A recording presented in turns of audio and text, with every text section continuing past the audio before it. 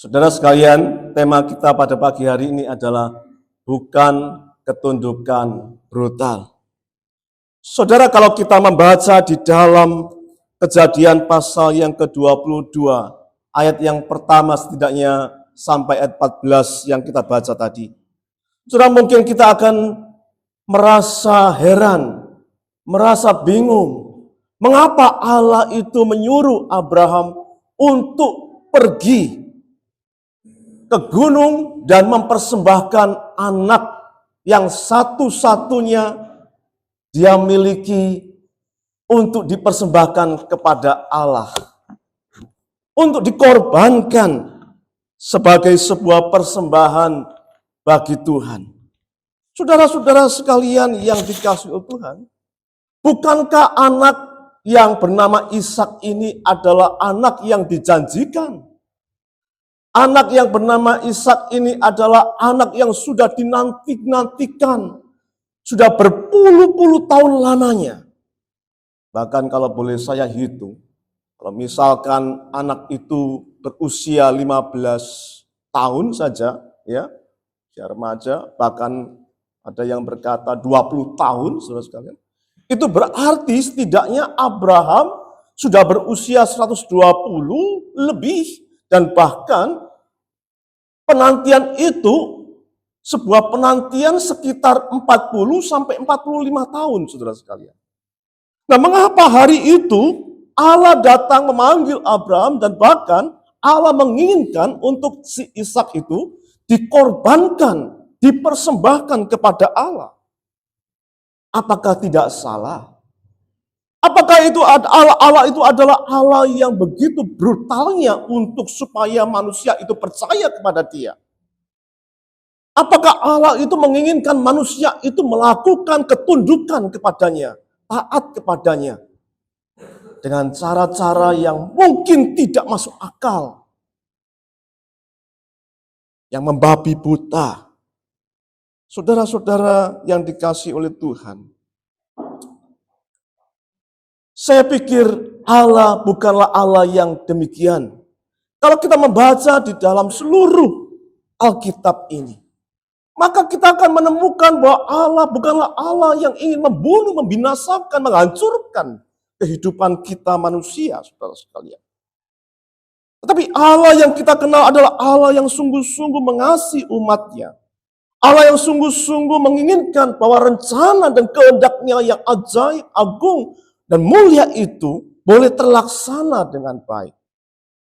Nah, saudara-saudara yang dikasihi oleh Tuhan, oleh sebab itu, Allah menginginkan agar supaya Abraham tunduk kepada Dia, percaya kepada Allah, bukan dengan sebuah ketundukan yang brutal atau membabi buta, yang tidak tahu apa-apa. Tetapi Tuhan menginginkan agar supaya Abraham memiliki sebuah kesadaran yang penuh dan kepercayaan yang teguh, yang semakin teguh kepada Allah yang dia sembah itu.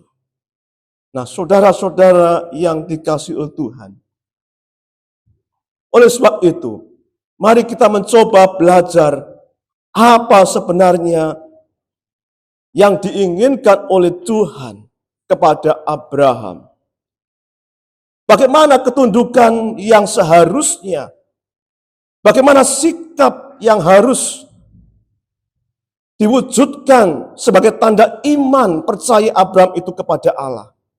Saudara-saudara yang dikasihi oleh Tuhan, yang pertama kita akan belajar bahwa ketundukan itu adalah berasal dari sebuah kepercayaan, bukan sebuah ketakutan.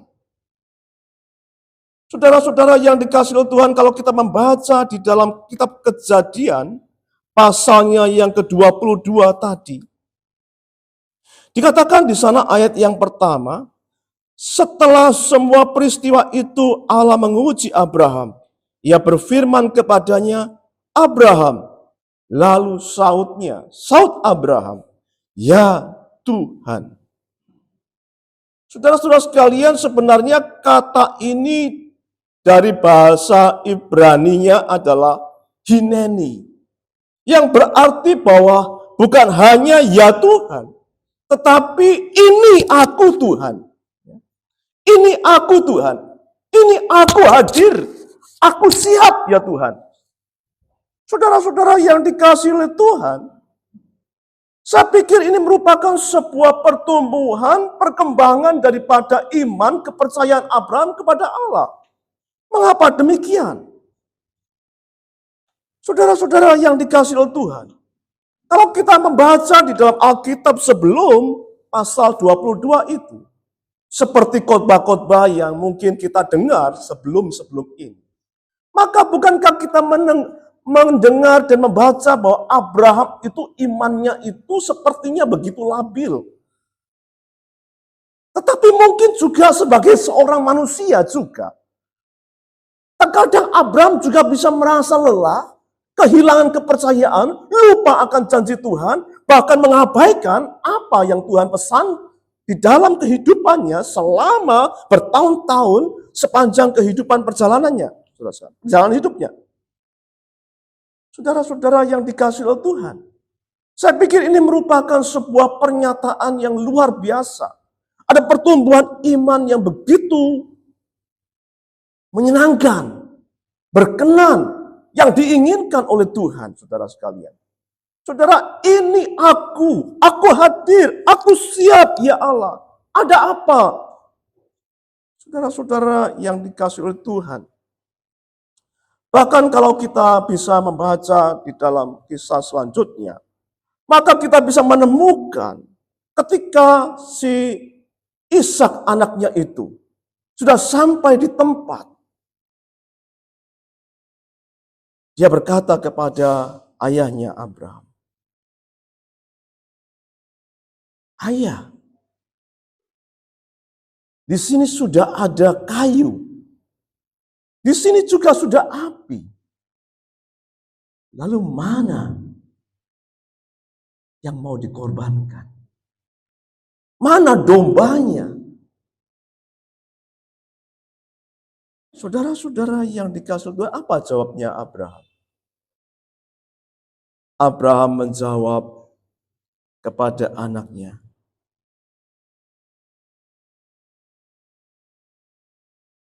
Tuhan menyediakan. Tuhanlah yang akan menyediakan domba korban itu bagi kita. Saudara-saudara yang dikasihi Tuhan, saya berpikir, mengapa Abraham bisa begitu yakinnya? Apakah kalimat itu diucapkan hanya sekedar keluar untuk menyenangkan si Ishak anaknya? Ataukah hanya sekedar kalimat-kalimat yang mungkin supaya menghibur, sedikit memperpanjang ketakutan daripada si Ishak yang bisa saja terjadi pada waktu itu? Saudara-saudara yang dikasihi Tuhan, tapi kita tahu, kalau kita membaca di sini, dalam perjalanan kehidupan iman Abraham bersama dengan Allah, rupanya kita bisa mendeteksi, mengamati, dan bahkan juga mengambil sebuah kesimpulan. Bahwa kalimat itu bukan hanya sekedar diucapkan keluar dari pada mulutnya, tetapi itu merupakan sebuah kalimat yang diucapkan kepada Allah dan juga kepada anaknya. Oleh karena adanya sebuah iman, kepercayaan yang didasarkan atas pengenalan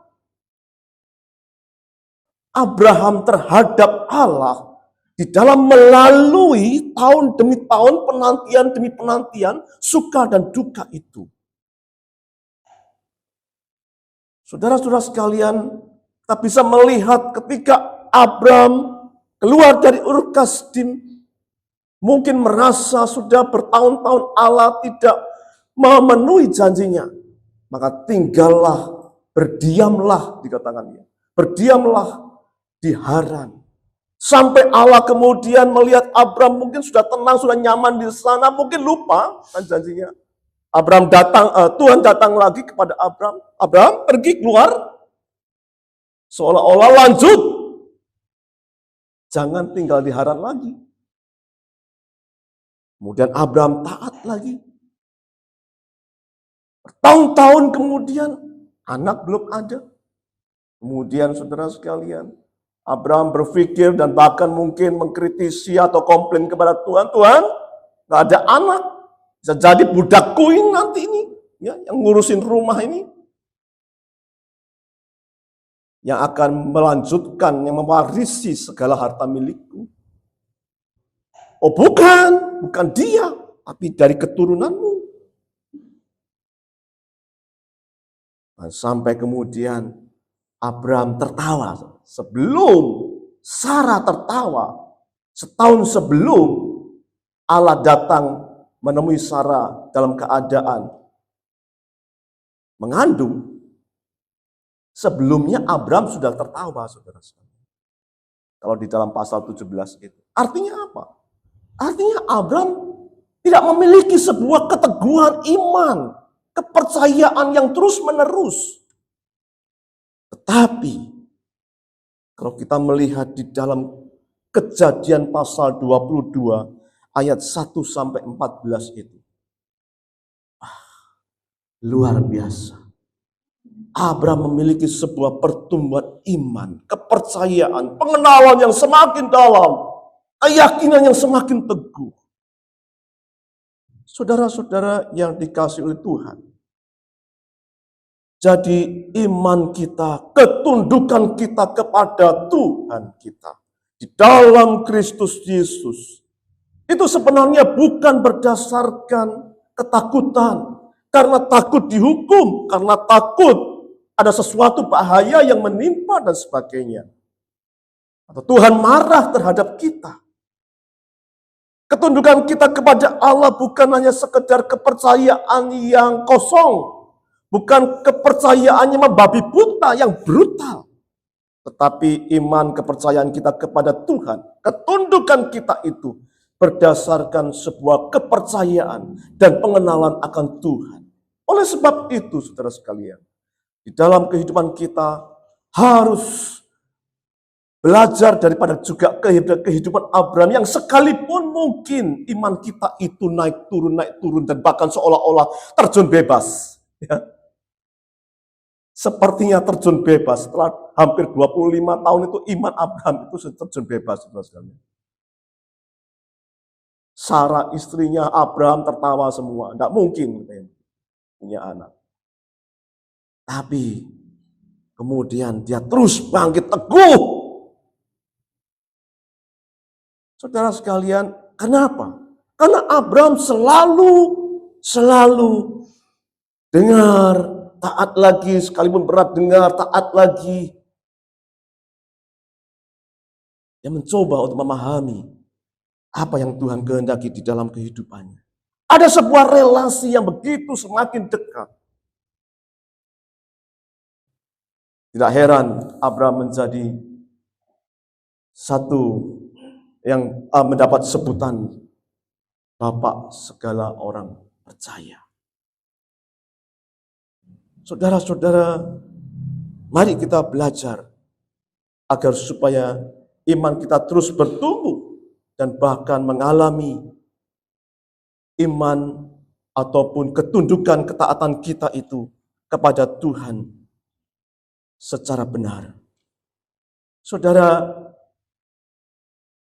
Tuhan itu menguji Abraham, bukan mencobai sebenarnya. Kalau di dalam terjemahan LAI TB1 ya, terjemahan baru 1. Di sana itu dikatakan Tuhan itu datang itu untuk mencoba Abraham. Mungkin saja kalau kita melihat ya suasana semangat dalam bahasa Indonesia kata menguji, ujian, saya pikir itu lebih tepat daripada cobaan, mencobai. Karena apa? Kalau menguji itu adalah istilahnya itu Allah yang menguji.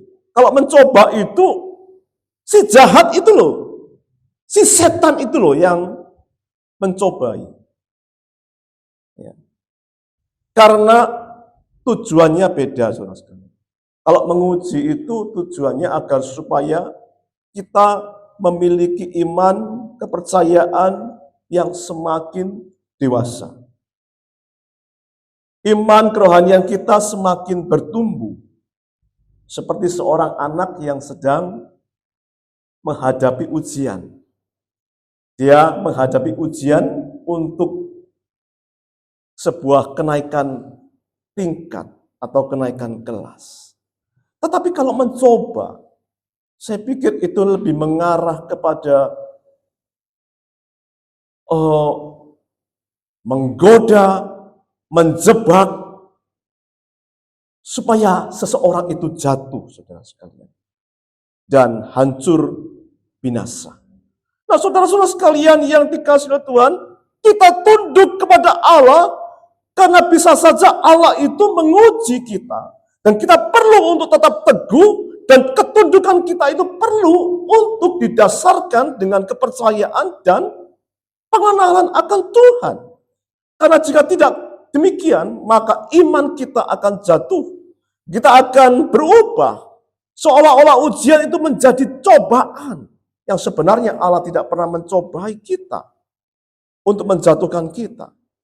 Saudara, di dalam Mazmur 13, Mazmur itu merasakan pergumulan yang begitu berat, begitu lama, sehingga Mazmur mengatakan, berapa lama lagi Tuhan kau tinggalkan aku terus menerus, kau lupakan aku terus menerus, memalingkan wajahmu. Berapa lama lagi, berapa lama lagi, berapa lama lagi. Saudara-saudara sekalian, inilah pergumulan kita sebagai anak-anak Tuhan di dalam menghadapi situasi, tantangan, persoalan dunia yang tiada habis-habisnya. Kita berkata, berapa lama lagi Tuhan? Bagaimana ini bisa selesai? Bagaimana saya bisa lepas daripada persoalan beban berat ini? Bagaimana saya bisa mendapatkan jalan keluar? Berapa lama lagi Tuhan? Berapa lama lagi? Saudara-saudara sekalian yang dikasihi Tuhan. Seringkali kita mungkin menghadapi hal yang tidak masuk akal. Sakit yang tidak kunjung sembuh, usaha pun gagal, ataupun doa yang belum dijawab. Saudara, iman yang sejati tidak berarti selalu mengerti akan situasi pengalaman apa yang sedang terjadi.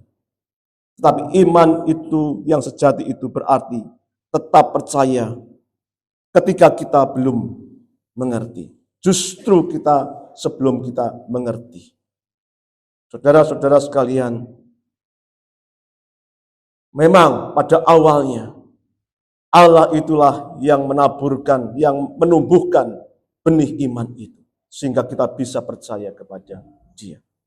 Tetapi di dalam perjalanan hidup kita, di dalam pertumbuhan kita, kita juga harus terus-menerus belajar untuk mengenal siapakah Allah yang kita percaya itu. Agar supaya iman kita tetap dalam keadaan teguh. Ketundukan kita tetap terus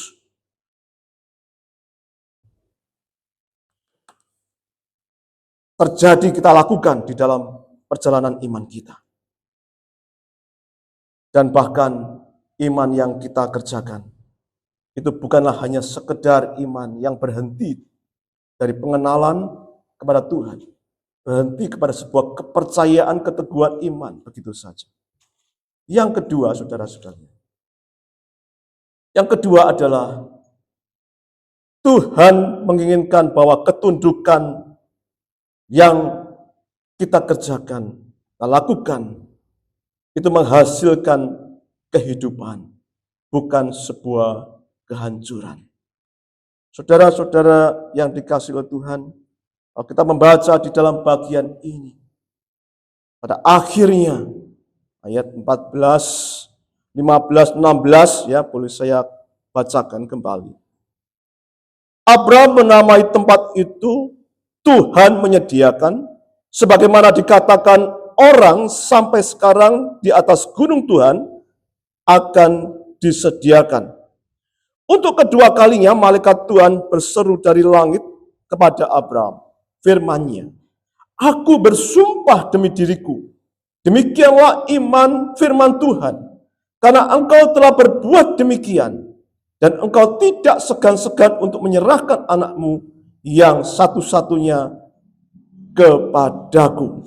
Aku akan memberkati engkau berlimpah-limpah dan membuat keturunanmu sangat banyak, seperti bintang di langit dan seperti pasir di tepi laut. Keturunanmu itu akan menduduki kota-kota musuh. Saudara-saudara yang dikasihi oleh Tuhan,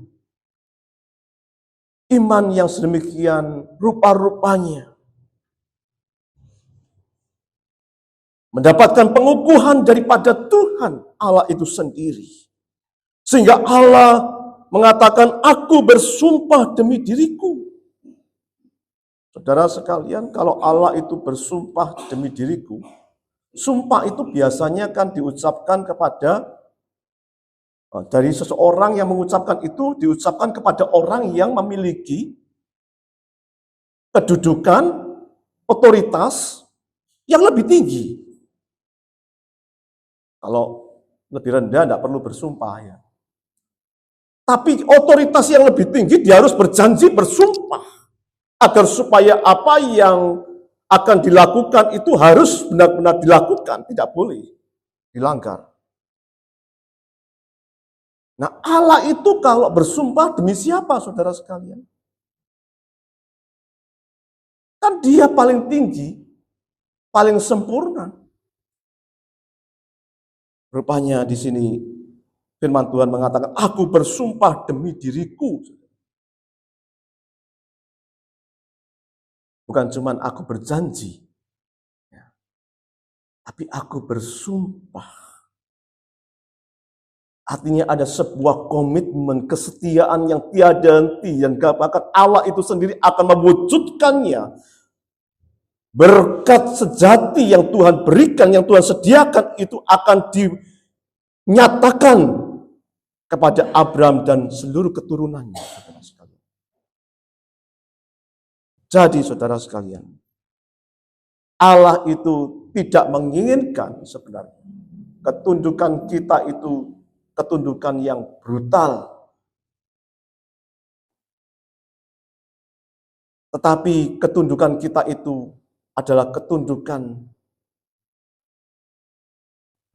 yang didasari oleh pengenalan akan Tuhan, yang membuahkan sebuah kepercayaan kepada Tuhan yang teguh, dan bahkan melihat janji Tuhan yang sudah disediakan kepada kita. Ada hasil, bukan menghancurkan. Saudara-saudara yang dikasihi oleh Tuhan, saat Abraham mengangkat pisaunya, Allah menghentikannya. Disinilah inti kisahnya. Bahwa Allah tidak pernah menghendaki kematian Ishak. Yang ia inginkan hanyalah hati Abraham. Saudara yang dikasihi oleh Tuhan, seringkali seseorang itu berpikir dan merindukan adanya sebuah perubahan hidup yang secara lahiriah, fisik. Tapi jarang seorang itu bisa menginginkan akan adanya berkat, pertumbuhan, perubahan hidup yang ada di dalam hati ini. Dulu yang masih muda belum mengerti siapakah Tuhan, sudah dewasa, sudah usia, belum mengerti juga Tuhan. Belum bertumbuh akan pengenalan akan Tuhan. Apalagi di dalam berelasi, mensikapi seluruh peristiwa kehidupan yang dialami. Tidak jarang orang Kristen itu kecewa. Tidak jarang orang Kristen itu merasa untuk apa? Ya, untuk apa percaya Tuhan? Untuk apa melayani? Untuk apa setia? Untuk apa memberi persembahan? Untuk apa? Ya, ya saudara sekalian, karena semua itu tidak didasari akan pengenalan akan Tuhan.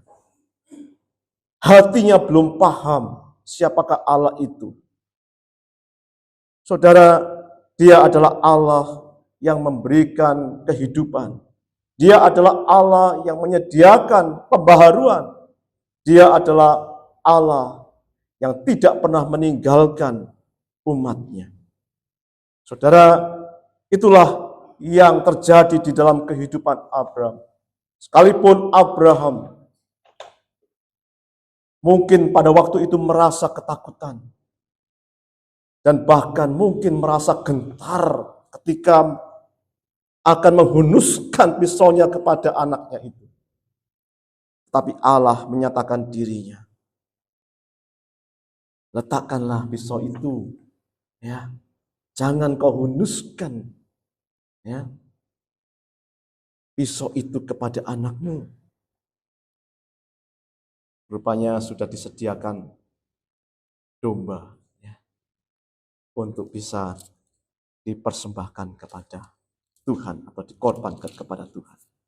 Saudara-saudara yang dikasihi Tuhan, ini bukanlah, Tuhan itu bukanlah seperti dewa-dewa Kanaan, orang-orang Kanaan, ya, dewa Molok khususnya, yang seringkali menginginkan adanya sebuah korban seorang anak, menginginkan ada darah daripada seorang anak yang dipersembahkan. Tetapi Allah itu Allah Abraham, dan tentu adalah Allah kita juga. Dia adalah Allah yang justru memulihkan, menghidupkan, menyatakan janjinya, berkatnya di dalam kehidupan kita. Tetapi bukan hanya berkat secara materi, lahiriah, tapi berkat itu adalah perubahan hati yang seperti Kristus, yang sesuai dengan kehendak Tuhan. Saudara-saudara sekalian, mari kita belajar di dalam kitab Roma, pasalnya yang ke-6 yang kita baca itu. Kalau seseorang itu menjadi hamba dosa, dia akan takluk dan tunduk kepada dosa, diperhamba oleh dosa itu, dan pada akhirnya akan menuju kepada kebinasaan, kehancuran. Tetapi bila kita mengikuti dan menjadi hamba kebenaran, maka kita juga akan dituntun di dalam kebenaran itu menuju kepada kehidupan yang kekal, kesukacitaan yang sejati. Saudara-saudara sekalian, apa yang kita kerjakan, sekecil apapun sebenarnya itu tidak akan sia-sia. Katakan di dalam Injil Matius yang sudah kita baca tadi, pasal yang ke-10 ayat 40 sampai 42 tadi. Di sana mengatakan bahwa barang siapa memberikan, ya, menyambut kamu, ia menyambut aku, dan siapa yang menyambut aku, ia menyambut dia yang mengutus aku. Siapa yang menyambut seorang nabi menjadi sebagai nabi, ia akan menerima upah sebagai nabi, upah nabi. Dan siapa yang menyambut seorang benar sebagai orang benar, dan ia akan menerima upah orang benar. Siapa yang memberi air sejuk secangkir saja pun kepada salah seorang yang kecil ini, karena ia muridku, sesungguhnya aku berkata kepadamu, ia tidak akan kehilangan upahnya. Saudara-saudara sekalian yang dikasihi Tuhan, apapun yang kita lakukan, pengorbanan itu tidak akan sia-sia. Sekecil apapun yang akan kita kerjakan, itu pasti akan mendapatkan upahnya. Oleh sebab itu, saudara sekalian, lakukanlah dan setialah di dalam melakukan kebaikan-kebaikan di dalam hidup ini. Biarlah apa yang Tuhan kerjakan di dalam hidup kita. Kita perlu belajar dan terus-menerus tunduk taat kepadanya. Saudara sekalian, mungkin kita berpikir apakah Tuhan nanti akan menginginkan seluruh kehidupan saya sehingga saya tidak memiliki apa-apa dan kehidupan saya ini akan hancur, ya. Habis. Kan kalau ikut Tuhan kan dikatakan barang siapa mencintai nyawanya, ia akan kehilangan nyawanya. Sebelumnya kalau kita membaca itu adalah kalimat-kalimat yang seperti itu. Tapi barang siapa kehilangan nyawanya, ia akan mendapatkan nyawanya.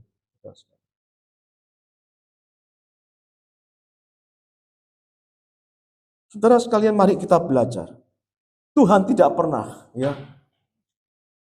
menginginkan kita ini binasa, tetapi Dia ingin kita hidup dan bahkan melihat, mengalami akan penyertaan dan janji Tuhan di dalam hidup kita. Yang terakhir, saudara sekalian, menyerahkan hidup kita tunduk kepada Tuhan itu untuk menerima daripada Tuhan, yang tentu di dalam kerangka anugerah itu sendiri. Kadang kita takut berserah penuh karena khawatir Tuhan akan merampas semua yang kita miliki. Disuruh persembahan, kok jemaat kok disuruh persembahan terus, nanti habis. Disuruh pelayanan, kok saya sudah melayani pagi, siang, malam, atau Senin, Selasa, Rabu sudah habis loh ya. Untuk keluarga sudah berkurang banyak dan hampir habis. Masa saya disuruh pelayanan terus? Saudara-saudara sekalian, khawatir Tuhan itu merampas semua apa yang kita miliki. Padahal ketika Abraham menyerahkan Ishak, ia justru menerima Ishak kembali sebagai anugerah. Allah sedang mengajar bahwa sumber sejati kehidupan bukanlah berkatnya, melainkan dirinya sendiri. Percayalah bahwa Tuhan tidak akan menghabisi saudara di dalam keadaan apapun. Oleh sebab itu setia, tunduk tetap setia kepada Tuhan. Karena Dia sudah menyediakan berkatnya bagi kita.